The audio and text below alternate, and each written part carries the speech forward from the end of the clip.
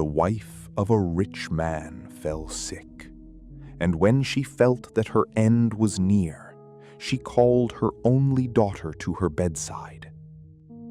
"Dear child," she said, "be good and pious, and then the dear God will always take care of you, and I will look down on you from heaven and be near you." Then she closed her eyes and died. The girl went every day to her mother's grave and wept, and she remained pious and good. When winter came, the snow spread a white cloth over the grave, and when the spring sun had melted it, the man took another wife. The new wife brought with her 2 daughters, who were beautiful and fair of face, but vile and black of heart. Now began a bad time for the poor stepchild. "Is this stupid goose to sit in the parlor with us?" they said. "Whoever wants to eat bread must earn it. Out with the kitchen maid." They took away her fine clothes, gave her an old gray smock and wooden shoes. "Look at the proud princess, how she is decked out," they scoffed, and led her into the kitchen. There she had to do heavy work from morning till night, get up before daybreak, carry water, light fires, cook, and wash. On top of that, the sisters did everything they could to make her miserable. They ridiculed her and scattered peas and lentils into the ashes for her to pick out. In the evenings, when she was tired out, there was no bed for her, but she had to lie in the ashes by the hearth. Because of this, she always looked dusty and dirty, and they called her Cinderella. It happened one day that the father had to go to the fair, and he asked his 2 stepdaughters what they would like him to bring them. "Fine dresses," said one. "Pearls and jewels," said the other. "But you, Cinderella," he said, "what would you like?" "Father, the first twig that knocks against your hat on your way home, break that off for me," she replied. So he bought fine dresses, pearls, and jewels for the 2 stepdaughters. On his way home, as he rode through a green thicket, a hazel twig brushed against him and knocked off his hat. He broke off the twig and took it with him. When he arrived home, he gave the stepdaughters what they had asked for, and to Cinderella he gave the hazel twig. Cinderella thanked him, went to her mother's grave, and planted the twig there. She watered it with her tears every day, and it grew into a beautiful tree. On this tree, a little white bird came to perch, and whenever Cinderella expressed a wish, the bird would grant it. Now it came to pass that the king announced a festival, which was to last for 3 whole days, and to which all the beautiful maidens in the land were invited, so that his son might choose a bride. The 2 stepdaughters rejoiced greatly and called Cinderella. "Comb our hair, brush our shoes, and fasten our buckles," they said, "for we are going to the ball at the king's castle." Cinderella obeyed, but she wept, for she too would have liked to go to the dance. She begged her stepmother to let her go. "You, Cinderella," said the stepmother, "you are full of dust and dirt, and you want to go to the festival? You have no clothes and no shoes, and you want to dance?" But as Cinderella continued to plead, the stepmother finally said, "I have scattered a bowl full of lentils into the ashes. If you pick them all out in 2 hours, you may go." The maiden went out through the back door into the garden and called, You tame pigeons, you turtle doves, and all you birds beneath the sky, come and help me pick." Then 2 white pigeons came flying in through the kitchen window, and after them came the turtle doves, and then a countless swarm of birds, all fluttering to the ashes. The pigeons nodded their heads and began to pick, pick, pick, and all the other birds began to pick, pick, pick, and in less than an hour they had picked out all the lentils and put them into the bowl. Cinderella brought the bowl to her stepmother, overjoyed, thinking she would now be allowed to go. But the stepmother said, "No, Cinderella, you have no clothes and cannot dance. You would only be a laughingstock." And when Cinderella began to beg again, she said, "If you can pick 2 bowls full of lentils out of the ashes for me within 1 hour, then you shall go." She thought, that she will never be able to do. As soon as the stepmother had gone, Cinderella went out through the back door into the garden and called as before, "You tame pigeons, you turtle doves, and all you birds beneath the sky, come and help me pick." Then 2 white pigeons came flying in, and after them the turtle doves, and then a countless swarm of birds, all fluttering to the ashes. The pigeons nodded their heads and began to pick, pick, pick, and all the other birds began to pick, pick, pick, and in less than half an hour they had picked out all the lentils and put them into the bowls. Cinderella brought the bowls to her stepmother, rejoiced, and believed that she would now be allowed to go to the festival. But the stepmother said, "It's no use. You cannot come with us, for you have no clothes and no shoes, and you are not able to dance. We would be ashamed of you," she added, and turned her back on Cinderella and hastened away with her 2 proud daughters. When everyone had left, Cinderella went to her mother's grave under the hazel tree.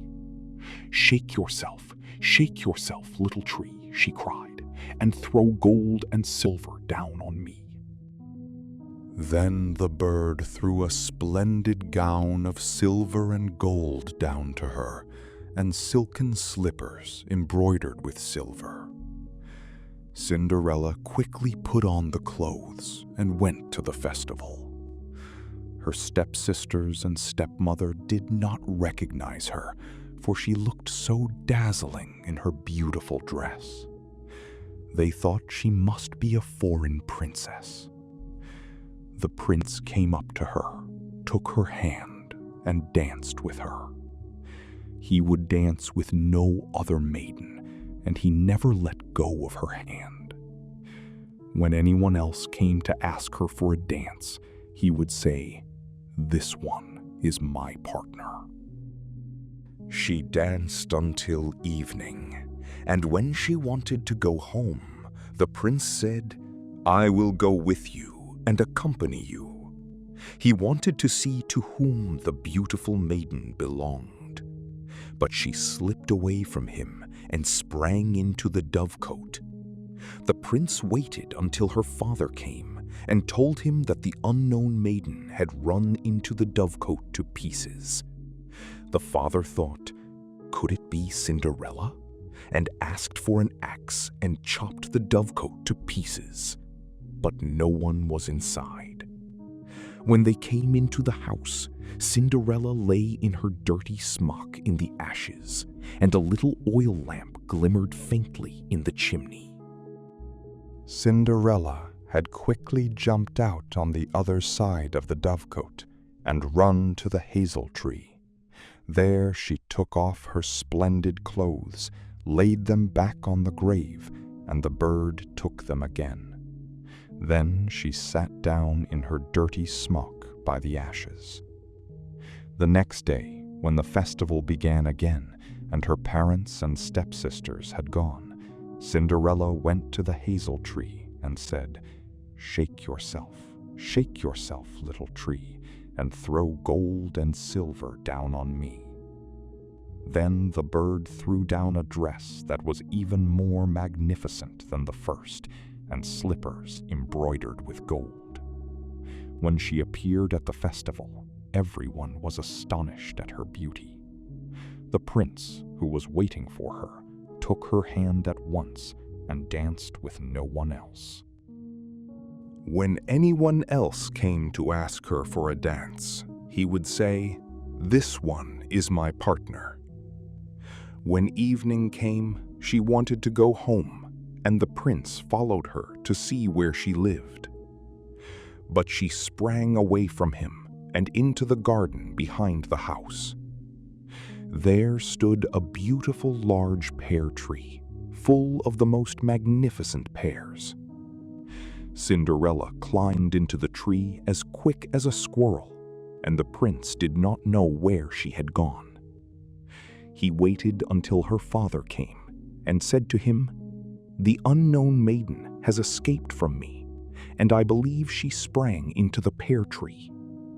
The father thought, could it be Cinderella? And ordered an axe and chopped the tree down. But no one was inside. When they came into the house, Cinderella lay in her dirty smock in the ashes, as usual. Cinderella had jumped down on the other side of the tree and had taken her beautiful clothes back to the bird under the hazel tree and put on her dirty smock. On the third day, when her parents and stepsisters had gone, Cinderella went again to her mother's grave and said, shake yourself, little tree, and throw gold and silver down on me."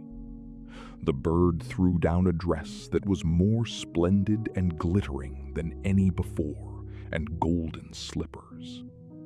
When she came to the festival, the prince danced with her alone and would not let her go. He had decided not to let her escape him this time. So when she ran away at evening, the prince had caused the whole staircase to be smeared with pitch. When she ran down, her left golden slipper remained stuck in the pitch. The prince picked it up. It was small and dainty, and all of gold. The next morning, he went with it to the father and said, "No other shall be my wife, but she whose foot this golden slipper fits." The two stepdaughters rejoiced, for they had beautiful feet. The elder went with the slipper into her room to try it on. Her mother stood by. But she could not get her great toe into it, for the shoe was too small for her. "Cut off the toe," said her mother. "When you are queen, you will no longer need to go on foot." The maiden cut off her toe, forced her foot into the shoe, concealed the pain, and went out to the prince. He set her on his horse as his bride and rode away with her. As they passed the hazel tree, the little white bird sat on it and sang, "Turn and peep, there's blood within the shoe. The shoe is too small, the true bride waits for you." The prince looked down at her foot and saw the blood flowing. He turned his horse around and took the false bride back to her home. "This is not the true bride," he said. Then the second sister went into her room. She too had trouble getting her foot into the shoe, for her heel was too large. "Cut off a bit of your heel," said her mother. "When you are queen, you will no longer need to go on foot." The maiden cut off a piece of her heel, forced her foot into the shoe, concealed the pain, and went out to the prince. He set her on his horse as his bride and rode away with her. As they passed the hazel tree, the little white bird sat on it and sang, "Turn and peep, There's blood within the shoe. The shoe is too small. The true bride waits for you." The prince looked down at her foot and saw the blood flowing. He turned his horse around and took the false bride back to her home. "This is not the true bride," he said. "Have you no other daughter?" asked the prince. "No," said the father. "Only a dirty little kitchen maid left by my first wife, but she cannot possibly be the bride." The prince commanded that she should be fetched. "No," cried the stepmother. "She is much too dirty. I cannot let her show herself." But the prince insisted, and Cinderella had to be called. She first washed her hands and face clean, then went to the prince. She bowed deeply, and the prince held out the golden slipper to her. She sat down on a stool, pulled her foot out of the heavy wooden clog, and put it into the slipper. It fitted perfectly, like it was made for her. When she stood up, the prince looked at her face and recognized the beautiful maiden with whom he had danced. "This is the true bride," he cried. The stepmother and the two stepdaughters were horrified and turned pale with rage. But the prince lifted Cinderella onto his horse and rode away with her. As they passed the hazel tree, the little white bird sang, "Turn and peep, turn and peep. No blood within the shoe is not too small. The true bride rides with you." When the song was finished, the two doves flew down and placed themselves on Cinderella's shoulders, one on the right, one on the left. The wedding was celebrated with great splendor, and Cinderella became the queen. When the two false sisters came to the wedding, they wanted to fawn on her and share her good fortune. As the bridal couple went to church, the elder sister walked on the right and the younger on the left. The doves pecked out one eye from each of them. As they came back from church, the elder was on the left and the younger on the right. The doves pecked out the other eye from each of them. And so, for their wickedness and falsehood, they were punished with blindness for the rest of their days.